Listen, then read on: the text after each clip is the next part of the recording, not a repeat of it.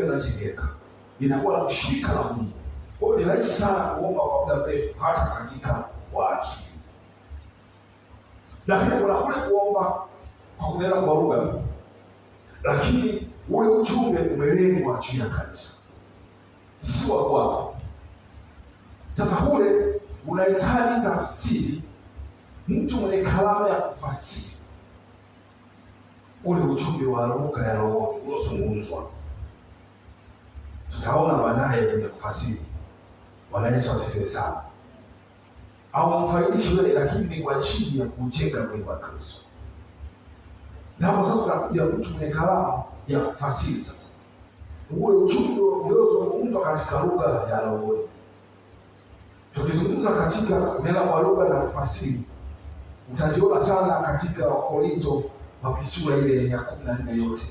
Ukisoma Wakorinto 14 sura ya 2 utaiona inazungumza juu ya habari ya kufasiri, kunena kwa lugha, kufasiri, kunena kwa lugha. Bwana Yesu asifiwe sana. Kwa hiyo mtu ambaye mwenye karama ya kufasiri, yeye ana uwezo wa kufasiri lugha iliyozungumzwa kwa watu wengine, kwa mtu mwingine, lugha ya roho, na akaiweka katika lugha ya kawaida ya kwake ya kuzaliwa. Bwana Yesu asifiwe sana. Bwana Yesu asifiwe. Lakini pia inawezekana mtu yeyote huyo aliyemanena kwa lugha pia kuwa na uwezo wa kufasiri. Na ndio maana Paulo wanazungumza, ukisoma katika ile Wakorintho 14 ukienda mbele, anasema mimi ninanena kwa lugha kuliko nyinyi nyote. Kwa hiyo Paulo alikuwa ananena kwa lugha kuliko wote pale. Sasa unajiuliza, saa ngapi alikuwa ananena? Alipokuwa kwa watu pale, alikuwa anapendelea kuongea maneno machache katika roho, lakini maneno mengi katika akili ili aweze kujenga mwili wa Kristo. Lakini pia akasema, takeni sana karama za roho. Takeni sana, tafuteni na takeni sana. Kumbe hizi karama zinatakwa na kutafutwa, haziji tu. Wakati anazungumza pale, si watu wote walikuwa nazo. Akawaambia basi, takeni sana karama hizi. Bwana Yesu asifiwe. Wakati anasema msizuie kunena kwa lugha, akiwepo anena kwa lugha, basi awepo kufasiri. Kama huna kufasiri hiyo mtu, basi azungumze yeye na roho yake peke yake. Na kiwepo kuna kufasiri, basi wawepo wawili au watatu wa kufasiri, na wenyewe tena wanaenda kwa zamu, ili ule ujumbe unaotoka uweze kujenga na kufaidisha kanisa. Kwa mmoja anaenda kwa lugha, mwingine anafasiri, ule ujumbe unaweza kujenga kanisa, kwa sababu neno linalotoka linatoka katika kinywa cha Mungu mwenyewe juu ya watu wake. Bwana Yesu asifiwe sana. Bwana Yesu asifiwe sana. Siku moja mtumishi wa Mungu Askofu Gwajima asizungumze, amekwenda, ilikuwa ni nchi ya kama sio Ujerumani. Amekwenda sasa kule Kijerumani, akifahamu, anazungumza na yule mtu, yeye anaongea kwa Kiswahili, anakuta yule mtu anasikia kwa Kijerumani kile cha ndani kabisa. Bwana Yesu asifiwe sana. Hiyo ni aina za lugha. Bwana Yesu asifiwe. Kuna wakati tutaendelea huko mbele, unaweza kukuta mtu hujui Kifaransa, unajikuta umeenda sehemu anatakiwa uhubirie kwa Ufaransa na hujui chochote cha kuhubiria, unashangaa unaanza kuhubiri Kifaransa. Nilikuwa napata mfano mmoja, kuna mtu amekwenda kuhubiri nchini sehemu fulani. Wakati ameenda kuhubiri, yule mfasiri wake, kwa sababu ya ile nchi aliyokuwepo, kuna maneno yalikuwa yanatakiwa kuzungumzwa katika ile nchi. Kwa mfasiri yule akawa asemi baadhi ya maneno. Bwana Yesu asifiwe. Hata yasema. Bwana anamwambia sema, mtu asema, ule mtu asema. Ghafla yule mtu naye akaanza kunena kwa lugha ile ile ambayo wale wageni wanayezungumza. Lakini unakuta inakuwa kwa kipindi fulani tu. Baada ya hapo anaandika kawaida. Kuna kanisa fulani Nishangaa sana nilikuwa na wazee tunaangalia baadhi hiyo kanisa, watoto wadogo kabisa wamejazwa kunena kwa lugha na karama ya kufasiri. Mara nyingi karama hii ya kufasiri, mtu ananena kwa lugha, mtu anaweza kanena kwa lugha kumi. Mwenye karama ya kufasiri ndio inaotafsirisha kwamba ujumbe unaotoka kwa lugha ya roho ni wa kweli hapa. Kwa sababu kama mko zaidi ya 3 au 4 mwenye karama hiyo ya kufasiri, wote mnatakiwa kusikia ujumbe mmoja. Bwana Yesu asifiwe. Mtumishi John kanena kwa lugha pale. Kazi yetu 3 au 4 wanayo karama. Kwa hiyo wote 4 au 3 wanatakiwa wasikie ujumbe kule. Yule na maana sawa. Hiyo tunasema uchimbo uliotoka pale ndio unatoka roho. Kwa hiyo kufasiri kwa lugha, kwanza unadhibitisha kwamba ile lugha iliyotoka ni ya roho, ni haula. Kwa sababu zipo lugha za aina nyingi. Ndio wanasema kunena kwa lugha, ndio unakuwa sio kunena kwa lugha. Shetani naye ameweka lugha yake ndani ya watu wa Mungu. Wanajikuta wanaona kunena kwa lugha, kumbe si kunena kwa lugha. Bwana Yesu asifiwe sana. Kwa hiyo sasa lugha ya roho, ufasiri unadhibitisha karama ya kunena kwa lugha. Hizi zote karama ni za muhimu sana. Ni za muhimu sana kama kanisa. Ndio nimesonga mbele. Leo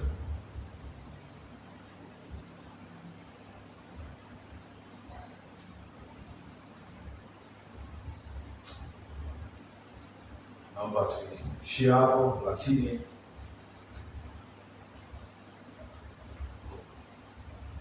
karama hizi ni za kila mtu. Karama hizi sio za kusoma kwenye Biblia pekee yake. Ukisoma katika Wakorintho wa kwanza sura ya 12, ukienda mstari wa 3 nadhani mpaka wa 11 hivi. Ukienda mbele hizi karama sasa zinaweza kuzungumzwa pale. Mtume Paulo alikuwa anamaanisha hizi karama ili kanisa liweze kujengwa, na lazima ziwe na hizi karama zote 9. Zisipokuwepo, maana hiyo kanisa litakuwa halijaweza kujengekwa kikamilifu. Kunakuwa kuna maeneo ina upungufu. Bwana Yesu asifiwe sana. Itakuwa kuna watu watabaki na matatizo kwa sababu hakuna mtu mwenye neno la hekima. Neno la hekima linaangalia nyuma, tatizo limetoka wapi, hata kama ni miaka 1000 iliyopita. Bwana Yesu asifiwe sana. Halafu inatatua tatizo. Neno la maarifa linaangalia mbele, sasa na mbele, na kuleta suluhisho yake. Kupambanua roho ndani ya kanisa. Kama kuna roho yoyote inayotenda kazi kinyume na mapenzi ya Mungu, inasema na kuonya, inaishia kanisa linabaki safi. Bwana Yesu asifiwe. Mwenye karama ya uponyaji, kuna watu watapona. Kwa karama ya uponyaji isipokuwepo, kuna watu hawatapona. Bwana Yesu asifiwe. Matendo ya miujiza, hataona ishara na ajabu. Ni muhimu sana.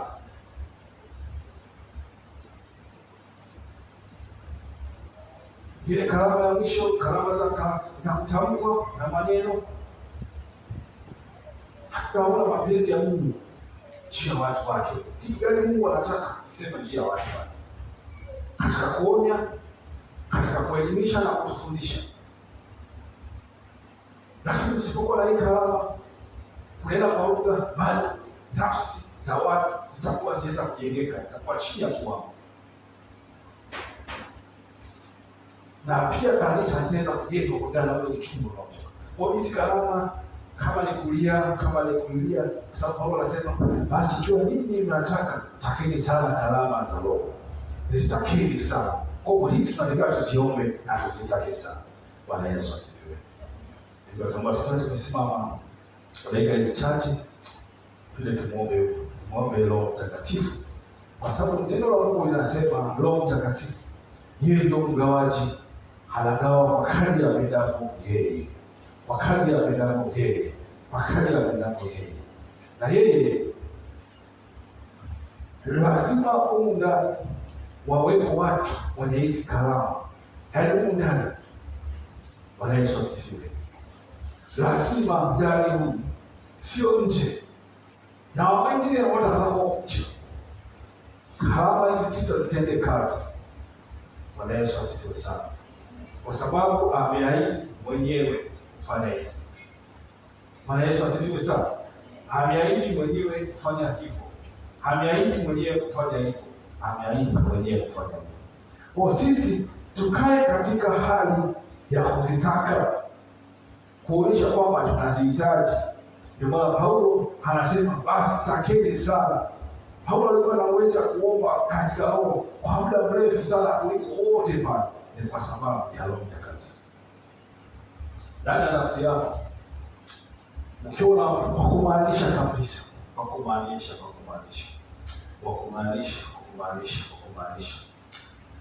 kumaanisha, mwambie Bwana Yesu, naomba Roho wako Mtakatifu nipe karama za Roho Mtakatifu. Karama za Roho Mtakatifu. Mwambie kwa kumaanisha. Asongea na angalia kitu. Hadi sehemu ambako anakaribishwa. Hadi sehemu yote ambako hajapewa nafasi. Sehemu yote ambayo hajapewa nafasi. Mwambie sasa. Usiangalie ndani ya moyo wako. Hakikisha unazungumza naye. Hakikisha unaondoa mawazo yote. Yaani usiwaze mawazo ya aina yoyote. Ndani ya moyo wako ubaki wewe na Mungu tu.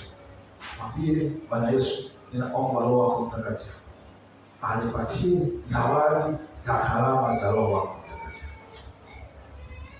Yesu mzana. Roho Mtakatifu.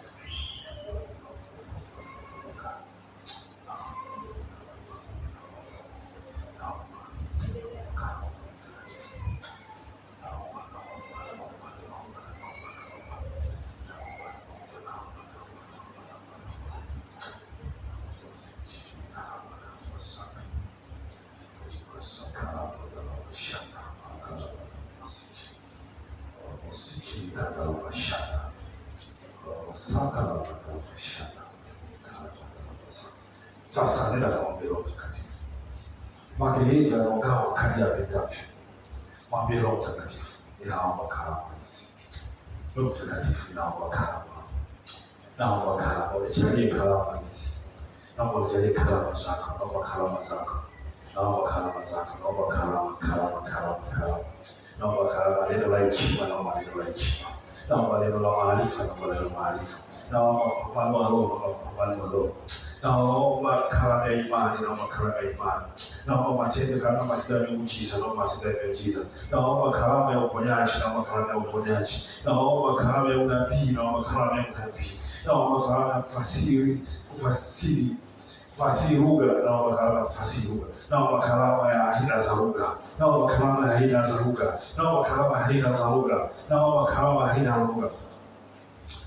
Sakala badala mashaka bosi.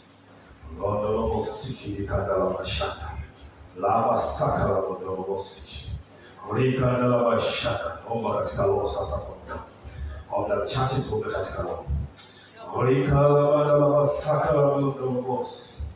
Likandala mashaka la sakala londo bosi.